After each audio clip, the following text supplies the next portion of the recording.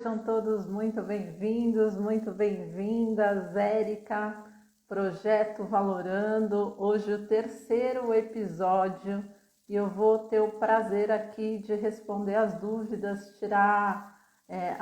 responder as perguntas do Daniele, do Devir Cursos e Terapias. Vai ser uma live incrível, eu espero que eu consiga ajudá-lo.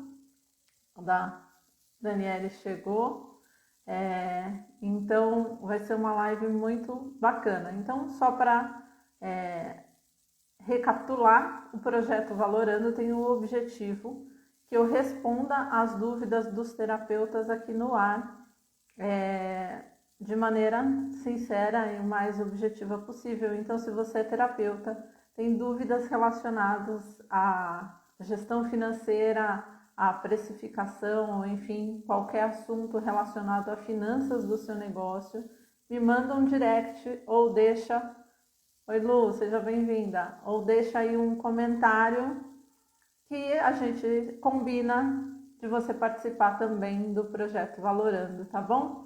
Eu vou convidar aqui o Daniele para participar da live. Ô Dani, eu não estou tendo a opção aqui de te convidar. Você pode solicitar a participação aí que eu aceito? Pode ser?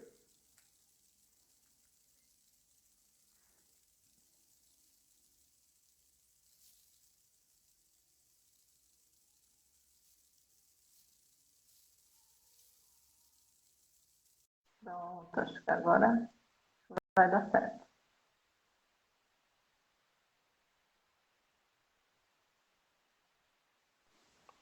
Deu certo. Oi, Oi, Dani. tudo bom? Tudo bem e você? Tudo tranquilo. Que bom, que Tudo, bom. tudo na santa paz. Maravilha. Todo mundo com saúde é o que mais importa ultimamente, não é verdade? Verdade, verdade.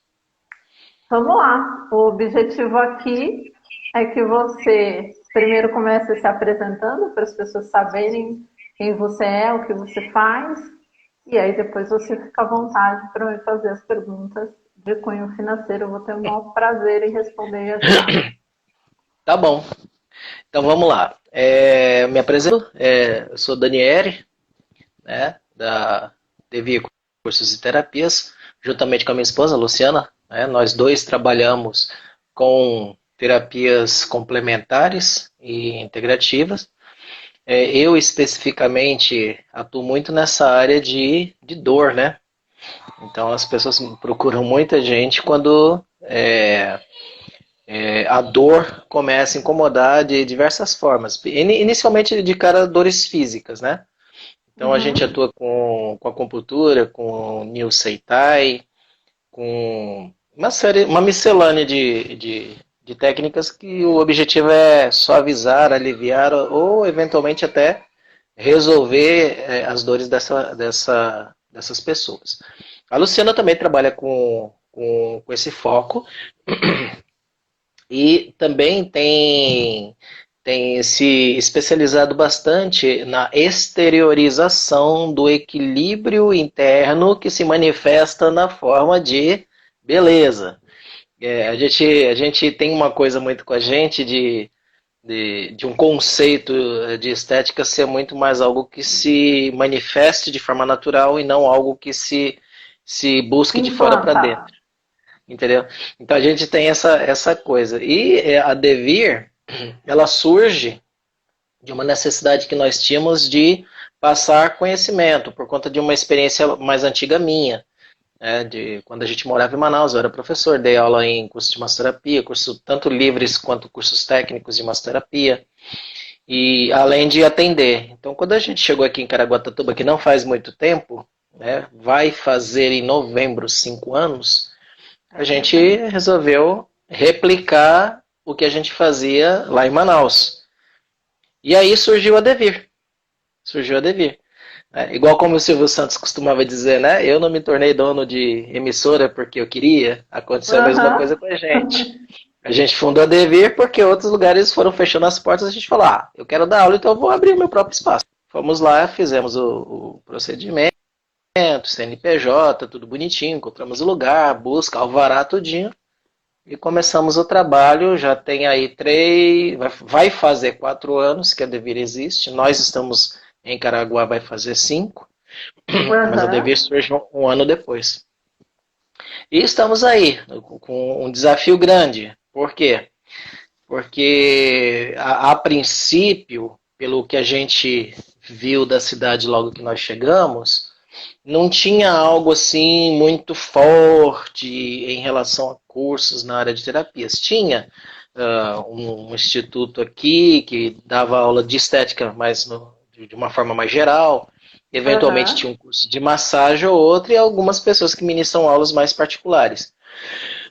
E de repente a gente chega para dar aula e também para atender num ambiente em que praticamente esse tipo de coisa era de certa forma novo. E aí vem o primeiro desafio: como atrair mais As pessoas. alunos.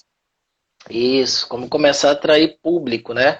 Então, tem vários, nesse sentido, acaba a gente se deparando com várias situações. A primeira é como é que as pessoas vão saber que eu existo, e segundo, depois que elas souberem que eu existo, como é que eu vou fazer para que elas se interessem pelo que eu tenho, ou para que ela saiba que o que eu tenho é importante para ela, porque às vezes a pessoa nem sabe que se interessa por não saber do que se trata a fundo, né? Sim.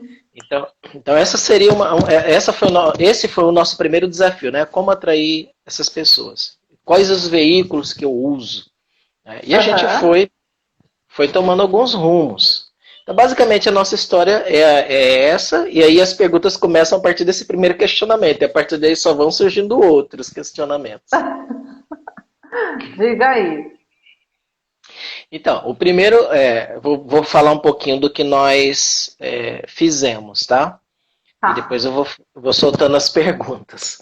Então, nosso primeiro momento, a gente percebeu que na nossa região, o uso da ferramenta Facebook é muito forte. A gente começou a perceber que as pessoas, mais do que ouvir rádio ou coisa parecida, elas gostam de ir para o Para Facebook, mídia tem muito social. para mídia. Especificamente, por incrível que pareça, aqui na região da cidade, do Caraguatatuba, as pessoas falam muito do Facebook. Apesar de ter várias. Mas assim, para comprar, viram classificados, né? Viram Tá. classificados o Facebook. Então a gente começou a atuar por ali e foi surtindo um relativo efeito positivo. Né? Um relativo Bacana. efeito positivo.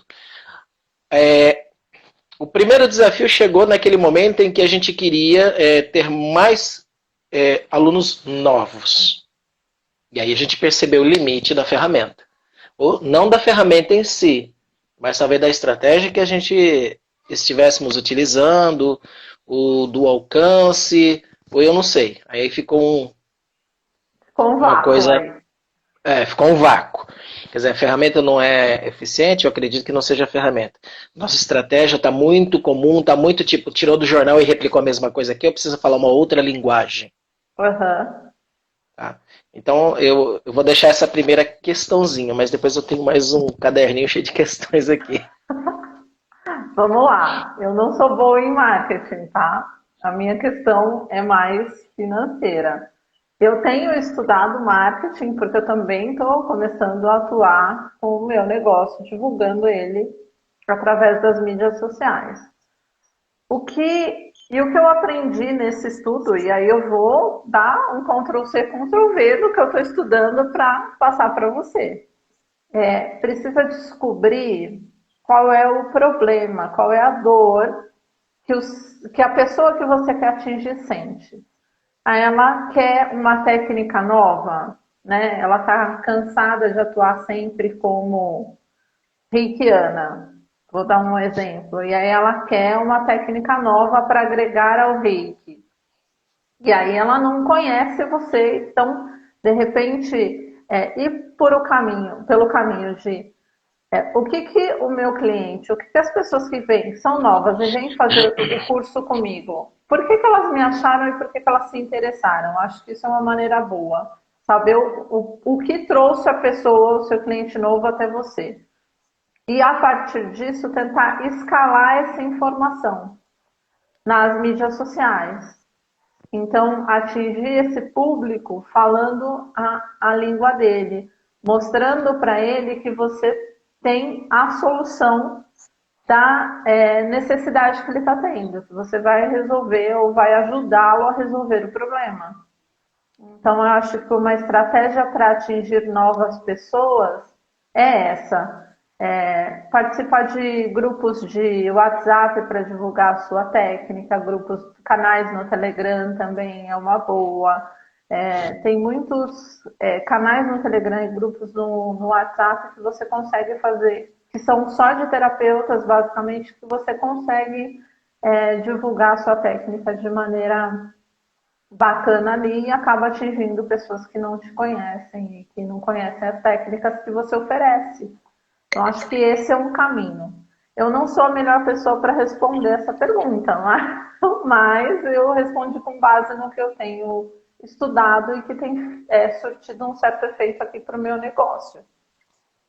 Então, então a gente foca agora para as próximas perguntas, que vai justamente nesse viés, onde a gente começa agora a falar de dinheiro, que é essa parte. Isso, Né? aí fica mais fácil para eu responder. Então, deixa eu pegar aqui uma experiência nossa, você comentando sobre essa questão da persona, né? E dentro da persona a gente encontra as dores da nossa persona para poder trazer a solução. E aí eu vou pegar um exemplo da nossa persona paciente, não da persona aluno. A nossa persona paciente é engraçada, porque a gente fala de dores e justamente a dor da minha persona é dor. Olha que interessante, né? A dor da minha persona é literalmente, mesmo, né? Fisicamente. E a técnica em si que a gente utiliza, de fato, ela resolve muitas dessas dores. E isso realmente dá um bom resultado. Uhum. O que a gente o que vem em mente quando a gente fala de finanças são algumas dúvidas, muitas vezes relacionadas ao termo técnico, especificamente falando. Então, por exemplo, eventualmente a gente pode confundir a palavra finança pensando em administração. Outra hora pode confundir a palavra finança pensando em gestão. E vem a parte final. Outra hora, acho que talvez mais importante, não sei, que é a nossa motivação. Por que eu estou fazendo o que eu estou fazendo? E a gente vai dizer, para ganhar dinheiro. Eu e a Luciana, nós já pensamos um pouco diferente. Nós pensamos que nós estamos fazendo um trabalho e o dinheiro meio que para a gente é como uma consequência. Bem, por consequência, só que não menos importante do que o trabalho que a gente está fazendo.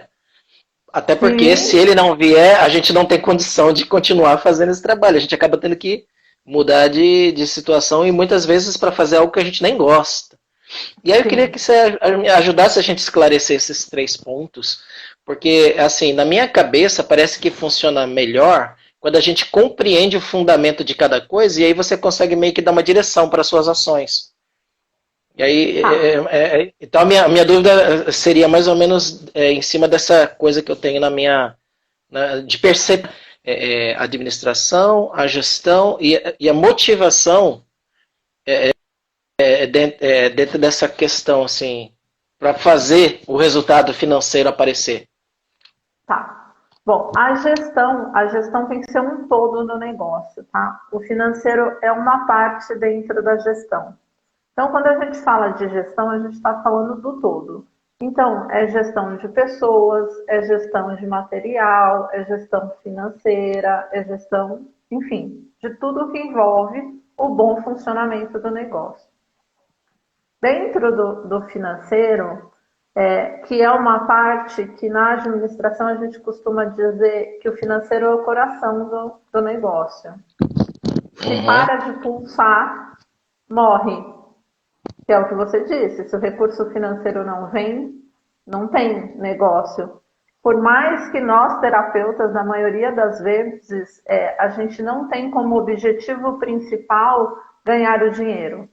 Mas a gente precisa do dinheiro para manter o negócio funcionando e continuar levando a nossa técnica e a melhora da saúde para as pessoas todas. Então, o financeiro, como sendo um coração do negócio, ele tem que ser uma parte que tem que ser olhada com atenção, com carinho, com cuidado. Se você começa a comer muita gordura, você vai desenvolver colesterol, vai destruir as artérias do seu coração e, né, e assim a gente vai caminhando por problemas de saúde mais sérios. O que seriam as gorduras nessa analogia que eu fiz? São a falta de controle, os gastos desnecessários, a questão de você não ter certeza se o preço que você cobra está correto.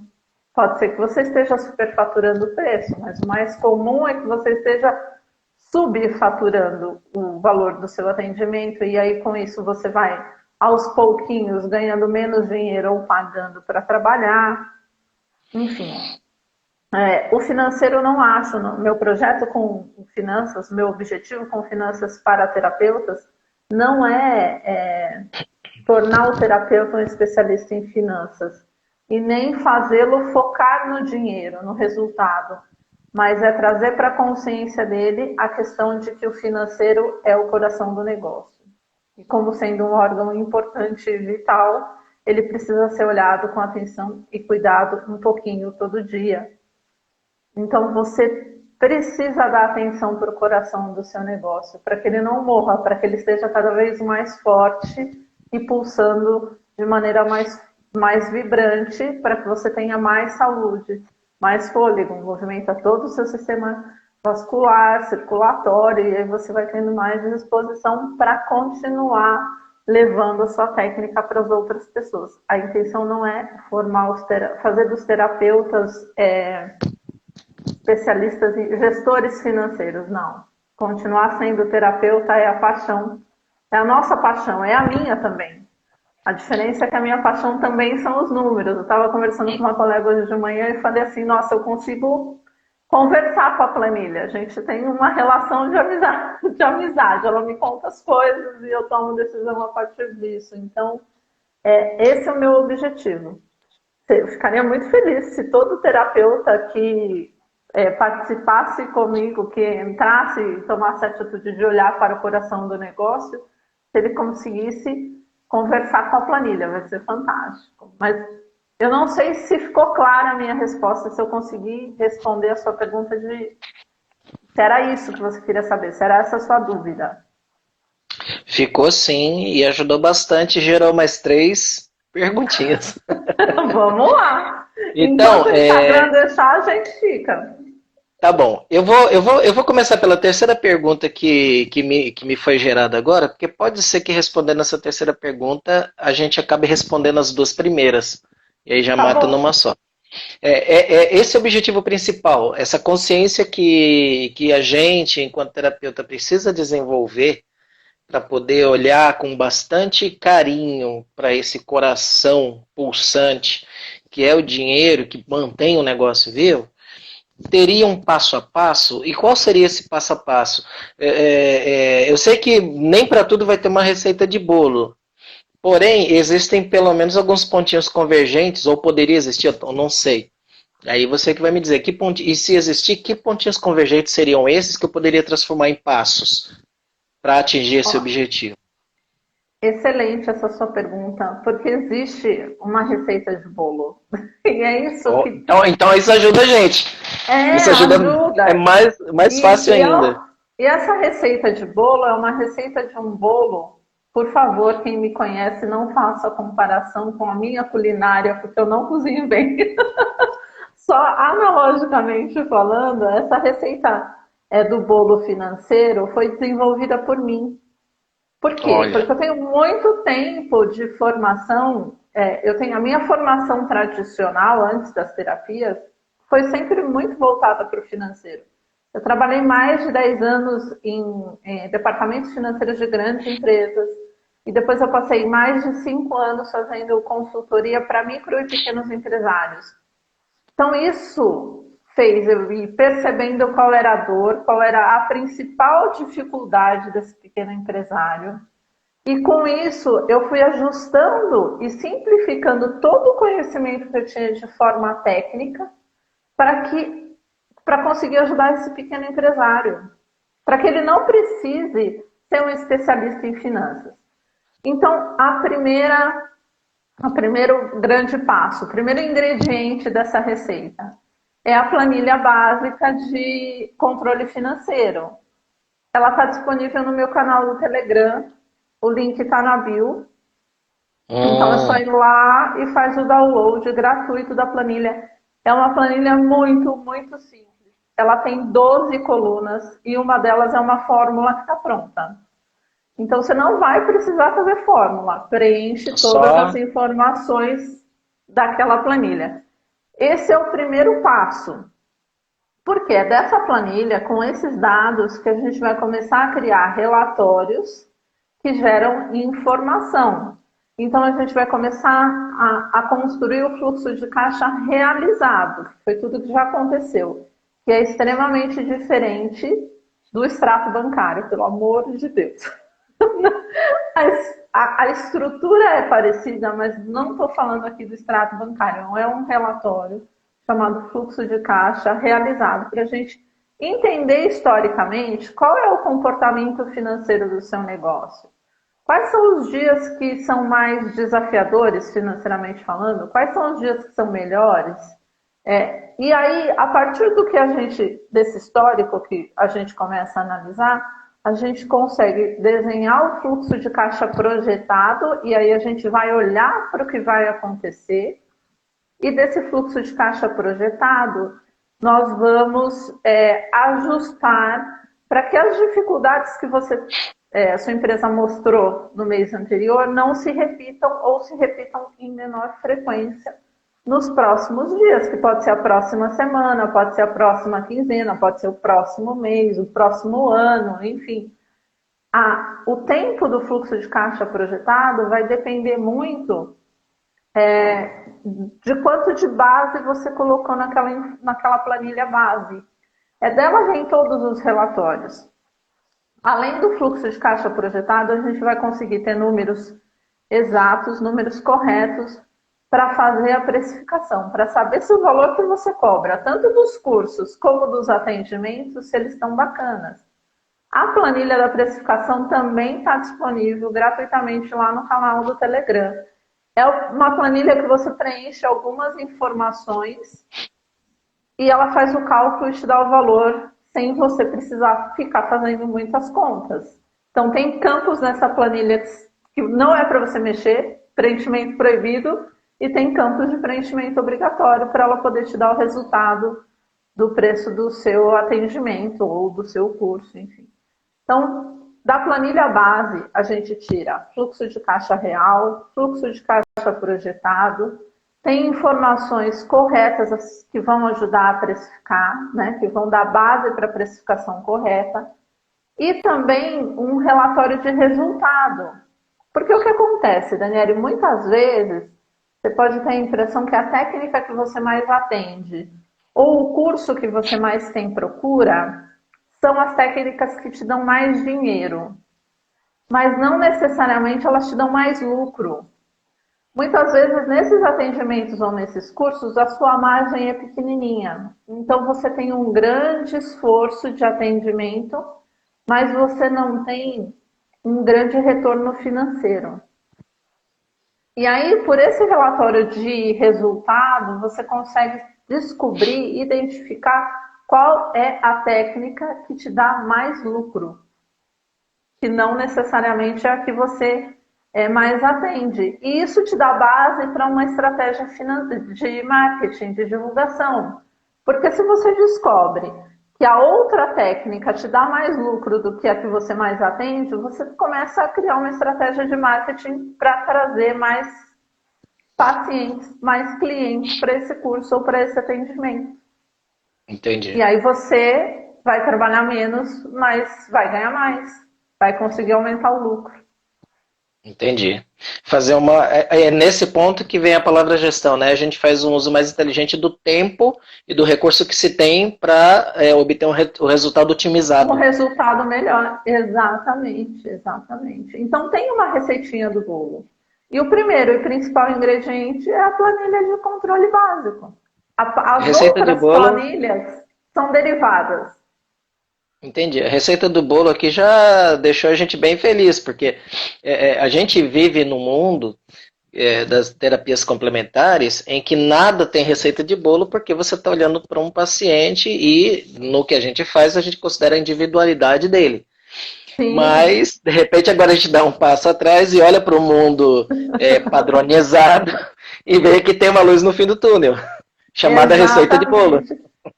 Exatamente. Porque assim, a receita do bolo não funciona quando a gente está atendendo ali a pessoa. O que você falou, a gente vê ela por inteiro e ela.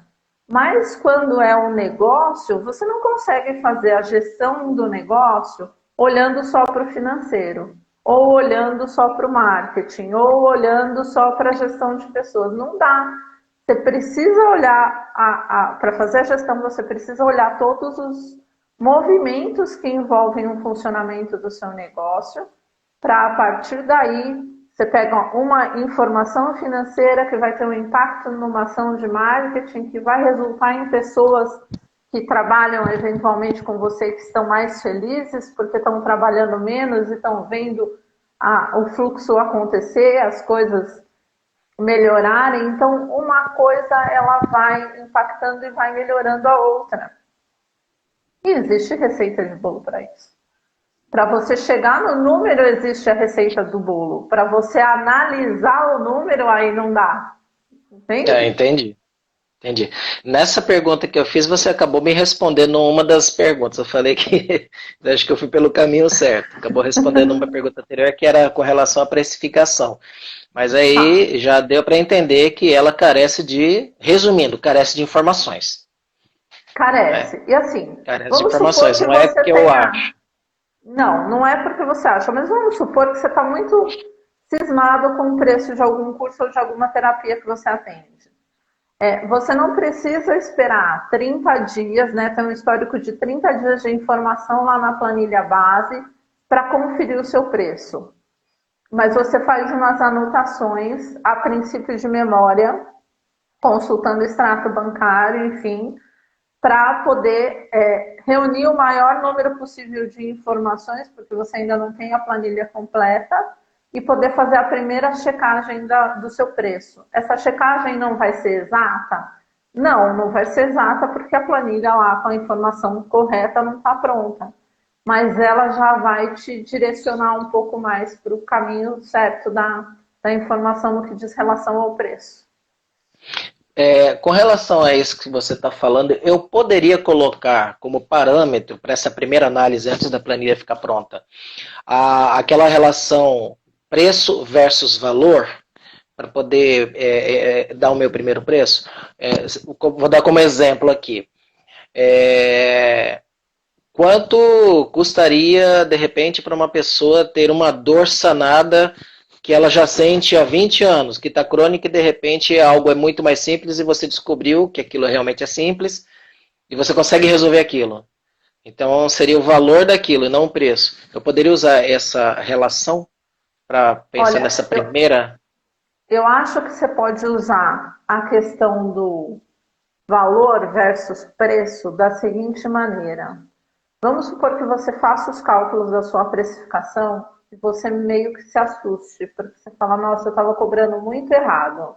E aí eu vou dar um exemplo fictício aqui, tá? Vamos supor que você estava cobrando R$ 70 no atendimento e o cálculo da precificação mostrou que você precisava cobrar 150. 140 para arredondar a conta. Você vai precisar dobrar o valor que você cobra hoje para poder atender esse paciente e ganhar dinheiro com a técnica. E aí, a hora que você vê isso, o que, que acontece? Vai dar aquela palpitação, né? Meu Deus, como é que eu vou anunciar esse novo valor agora, o novo preço agora? E aí, uma estratégia é você não vender a sua técnica pelo preço, você vende ela pelo valor. Porque muito provavelmente, essa pessoa que tem uma dor crônica há 20 anos, o que ela gasta de remédio, e aí é um gasto mesmo, é um valor muito maior do que ela vai pagar numa sessão com você. E fora que ela vai ter os inúmeros benefícios de poder, aos poucos, reduzindo a quantidade de remédios que ela toma. E quem sabe não acabar com essa quantidade de remédios. Que aí são remédios que acabam dando gastrite, vão atacando o estômago, aí além do remédio da dor, toma um remédio para o estômago, e aí vira um ciclo muito ruim, vicioso. Então, o que eu acho que é importante para os terapeutas é se livrarem do paradigma que a minha técnica é muito cara, não consigo cobrar esse preço. Se você acha isso, é porque você não está conseguindo mostrar para as pessoas o valor da sua técnica. Porque quando o cliente percebe o valor do atendimento que você fez, da técnica que você aplicou, ele paga. Quando ele percebe o valor real da melhora que você levou para a vida dele, ele não vai questionar o preço. Perfeito. Com certeza. Eu pagaria para tirar certas dores. Sem dúvida. E agora, a sua explicação me fez puxar a primeira perguntinha que eu falei que ia tentar resolver numa pergunta só, mas acabou me puxando. Eu tenho um tio, que, inclusive ele é pai de uma prima minha que está assistindo a gente aqui agora. E ele tinha uma padaria. Ela entrou aqui, ela está assistindo a gente, a Cat, minha prima. Eu vou até dar um oizinho aqui pra Cat. E foi o pai dela que uma vez me falou isso, né? Ele tinha uma padaria, e comerciante desde sempre, né? Eu tava ajudando ele na padaria há um tempo, e, e ele tava arrumando dinheiro lá no caixa, e eu vi que ele pegava, eu era pequeno, não entendia nada disso ainda, né? Era pequeno não, tinha lá, sei lá, uns 11 anos. Ele arrumava o dinheiro e botava figura com figura, carinha com carinha, eu querendo saber, mas tio, por que você tá fazendo isso? Ele falou, olha, a gente tem que aprender a respeitar o dinheiro, que dinheiro não leva desaforo para casa. E eu já ouvi isso dele a primeira vez, ouvi isso de outras pessoas também na mídia, que tem esse trabalho de educação financeira também. E você acaba de falar alguma coisa relacionado também com a própria técnica, né? Porque, por exemplo, a gente quando vai investir no estudo, eu, por exemplo, investi bastante. Eu morava em Manaus, viajei várias vezes para São Paulo só para estudar, então entrou estadia, entrou passagem de avião, porque Manaus você não sai de lá se não for de avião, mais os cursos que não eram baratos, mais equipamento que não era barato, fiz isso várias vezes. E parece que quando você clareia essa informação para a gente, parece que a gente também não respeita a própria técnica. Não é o outro que não está acreditando no valor do seu atendimento, mas parece que é você que não está acreditando, por isso você não consegue passar para o outro. E aí é que vem a questão. Oi, desculpa, e aí é que vem continuar. eu já estou concluindo aqui, rapidinho. Então aí vem essa questão. Não seria algo muito comportamental? Mais do que técnico no final das contas, não conseguir, porque para mim me parece assim, eu não consegui eu próprio ver o próprio valor que eu tento passar para os outros e não estou passando porque eu não estou vendo, se eu não conseguir fazer isso que na minha cabeça parece que é muito básico, eu não vou conseguir nem pegar uma planilha. Então o primeiro passo não seria de repente algo comportamental? Eu não sei se o nome apropriado... eu não sei se o nome apropriado é comportamental, mas a partir do momento que a gente, como terapeuta, tem segurança, tem confiança e tem a consciência. Eu, assim como você, eu não precisei viajar porque eu sempre fui aqui de São Paulo. É consciencial. Consciencial, fica mais adequado, né?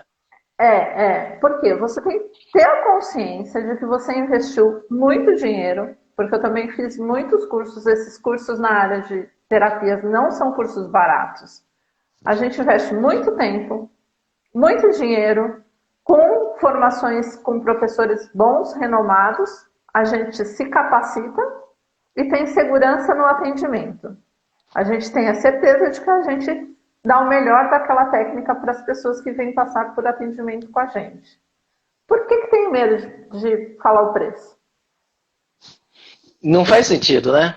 Quando a gente para analisar, você começa a se achar bobo. Exato. Mas sabe qual é o problema? É que é uma crença muito forte.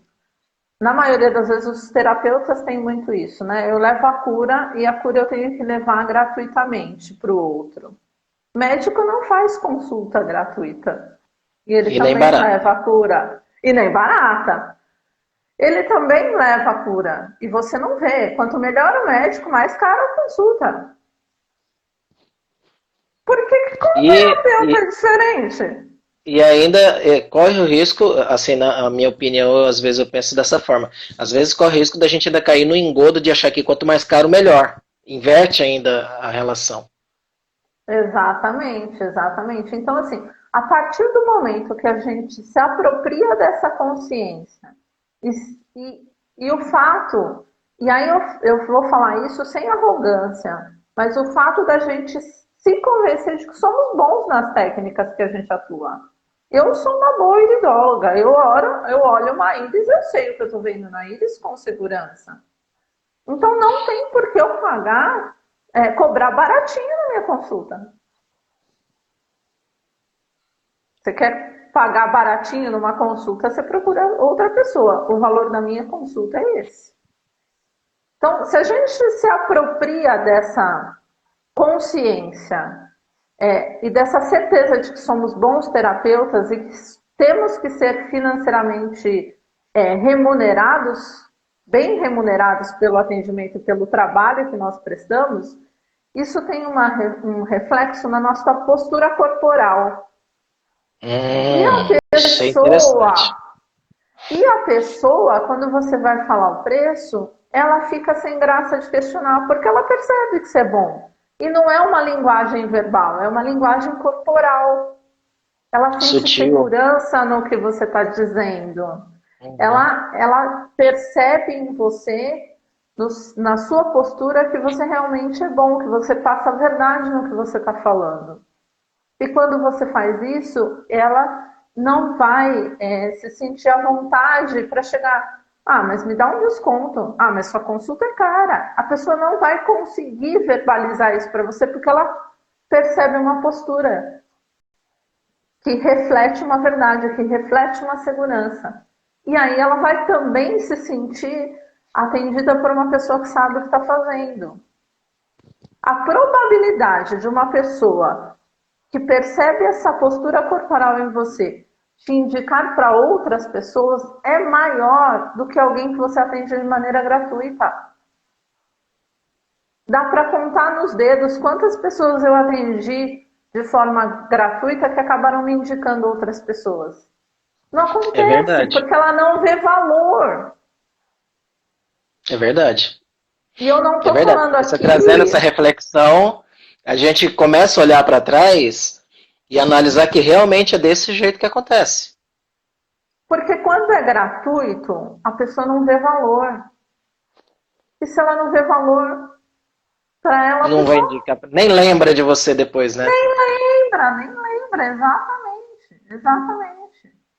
Então, é importante trazer para a consciência que somos bons nas técnicas que atendemos e que a gente presta um bom serviço e que temos que ser bem remunerados com o trabalho que fazemos. E aí, quando você se convence dessa segurança e, não, realmente, eu sou merecedora de ganhar bem, de ser bem remunerada com a minha técnica, então, se meu cálculo de preço estava totalmente errado e agora eu preciso cobrar o dobro do que eu cobrava, eu vou cobrar porque é justo. É justo comigo, é justo com o meu dinheiro que eu investi nas formações. A palavra justo que você traz agora parece que é uma palavra que ameniza e que ajuda ainda mais a tomar essa consciência. A gente para de pensar que eu estou cobrando caro. Não estou cobrando caro, estou cobrando o que é justo. O que é justo, exatamente, porque eu também não prego aqui que você tem que ficar milionário fazendo atendimento. Se você conseguir, ótimo, eu também não estou desmerecendo. Mas não é com arrogância. Você não vai triplicar o valor do seu atendimento porque agora você assistiu essa live e está achando justo. Não, eu estou falando que você vai chegar num cálculo de precificação correto e que vai ser justo para você, ser bem remunerado, e para o seu cliente que vai valorizar o seu trabalho, que vai ver valor e não só preço no seu atendimento. Isso passa pela questão do cálculo que a gente faz na planilha e passa pela questão da autoanálise, que parece que a gente não fez no começo, né? Na planilha, ô Dani, você faz a autoanálise, sabe por quê? Porque nessa planilha de precificação tem Uhum, 3 itens lá que dizem respeito à sua remuneração. Então você vai hum, colocar lá quanto você quer ganhar. Vamos supor que você fosse contratado como terapeuta ou que você fosse contratar um terapeuta para trabalhar para você. Quanto você uhum. pagaria de salário? Quanto você gostaria de ganhar como remuneração pelos atendimentos como terapeuta? Esse é um. Se, o que você, se você pagaria a mesma coisa que você gostaria de ganhar pela mesma coisa? Exatamente. E quanto você é? Quanto você gostaria realmente? Quanto você acha que seria importante, que seria interessante para você ter de remuneração de salário por mês com as suas técnicas? Esse é um ponto. O segundo ponto é quanto você vai ter de prolabore. O prolabore é o seu salário como empresário. Por quê? Porque você é terapeuta, você é empreendedor, você tem várias funções dentro de um mesmo negócio, além dos atendimentos. Se você fosse Uhum. contratar um gerente para a sua clínica, um administrador, você ia pagar um salário para ele, não ia? Teria que pagar. Então, esse salário a gente chama na planilha de prolabore. Então, quanto você quer receber pela função de empresário? E esses 2 itens são em valores, tá? Mas aí tem o percentual do lucro. Quanto você quer ter de lucro com o seu negócio? Porque ninguém abre um negócio para ter prejuízo. E aí é com o valor do lucro que você investe em novas formações, que você investe em melhorar o equipamento, o ambiente onde você atende, que você reinveste para o negócio crescer. É através do Uhum. lucro. Então, essa questão da autoanálise que você passou, ela vai acontecer na hora que você estiver compondo os números que vão na planilha. Entendeu? Entendi, entendi. Deixa eu te fazer uma pergunta baseada nessa explicação. A ideia de lucro, para mim, é muito vaga ainda. Eu não sei se é porque falta conhecimento do que de fato é, como funciona uma empresa ou coisa parecida. Mas qual que seria a ideia de lucro, né? O que que eu poderia pensar? Olha, o que que é o ideal para uma empresa dentro daquilo que eu faço de lucro? Como que eu chego nesse Não tem valor? um percentual mágico, tá bom? Mas só para Uhum, você entender lucro, quando você pega um relatório de resultado, você tem lá a receita, porque tem muita gente que confunde receita com lucro, são coisas uhum, diferentes. Receita uhum, é todo o dinheiro que entrou na conta em função dos atendimentos que você fez. Desse dinheiro você paga todos os custos e todas as despesas. Lá no final uhum. você paga imposto e aí você tem o lucro. O que sobrou é o lucro. O E percentual aí, desse lucro, quando eu converto em percentual, eu converto a partir do número total, né?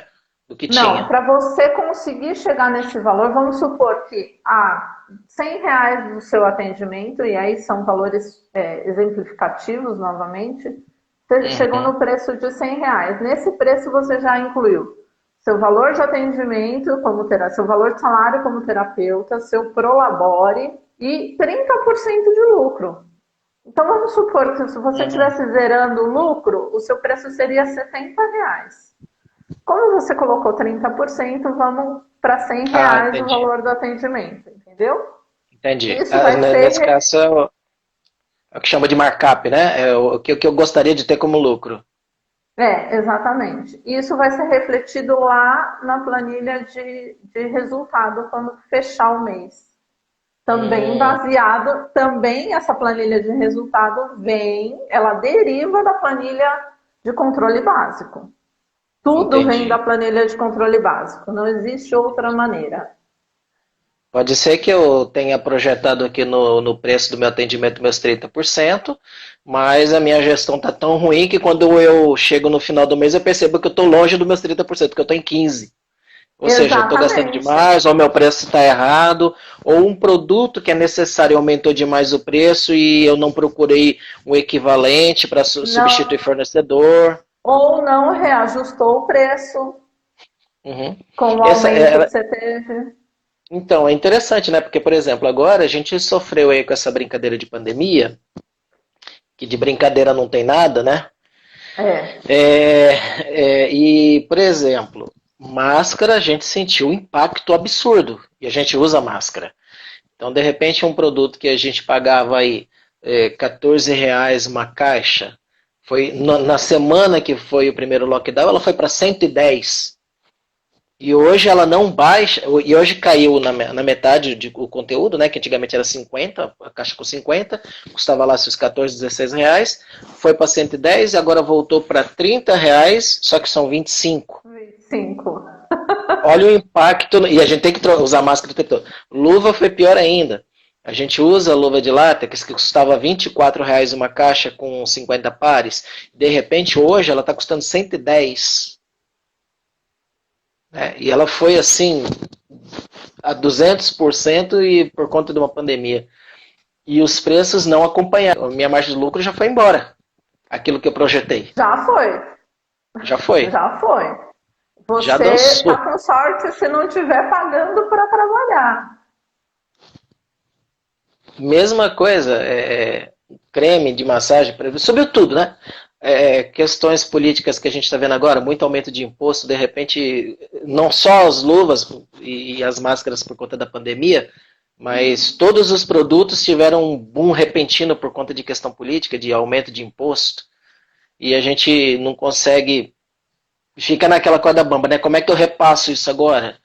Assim, sem avisar o que é pior, né? Porque as coisas aconteceram. E aí, eu acho que vem minha última perguntinha. E plano de contingência nessa história toda? Porque quando isso daí acontece dessa forma, porque antes a gente estava projetando tudinho, de repente acontece dessa forma essas coisas. Existe um plano de contingência? Você pode ou tirar uma reserva do seu lucro, um percentual do seu lucro mensal para uma contingência, ou você pode considerar um percentual de contingência no cálculo do lucro, no cálculo do preço. Então vamos supor Entendi. que você quer ter um lucro de 30% e quer ter mais 10% para contingência. Você já embute ali 40% no valor do lucro, porque você sabe ali que no final do mês 10% daquilo vai para um caso para De uma contingência. reserva. Entendi. E aquilo Exatamente. ali não mexe nunca mais, deixa quieto.